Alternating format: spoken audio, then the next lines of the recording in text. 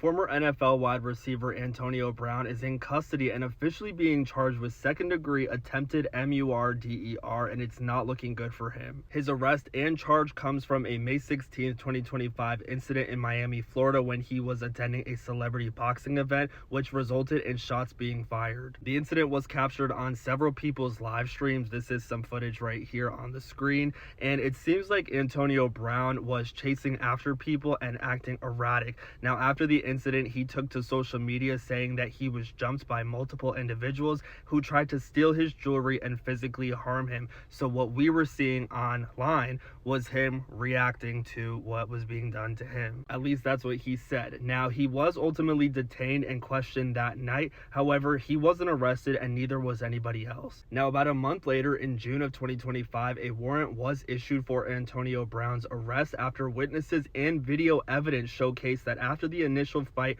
was broken up between him and several other people by security, he grabbed a hand gun from a security staffer and then fired 2 shots at a man he had previously fought with. The victim was identified as Zulkarnain Nantambu. One of the bullets reportedly grazed his neck and almost took his life. Now, Nantambu was actually someone who was banned from all NFL stadiums for life also in June of 2025 after he was arrested for running across the field with a Sudanese flag with the message "Sudan and Free Gaza" during the 2025 Super Bowl halftime show. His arrest was for resisting an officer and disturbing the peace by interruption of a lawful assembly. So it seems like this guy does have a history of exhibiting problematic behavior, doing things that he shouldn't be doing for attention, to rile people up. And based on what he shared with authorities, he actually knew Antonio Brown since 2022, and the two had had prior run-ins before. But anyway, after this physical altercation took place in May of 2025, Antonio Brown ended up fleeing the USA and going to Dubai. For months, authorities in the USA were unable to get to Antonio Brown in Dubai because the extradition process for Dubai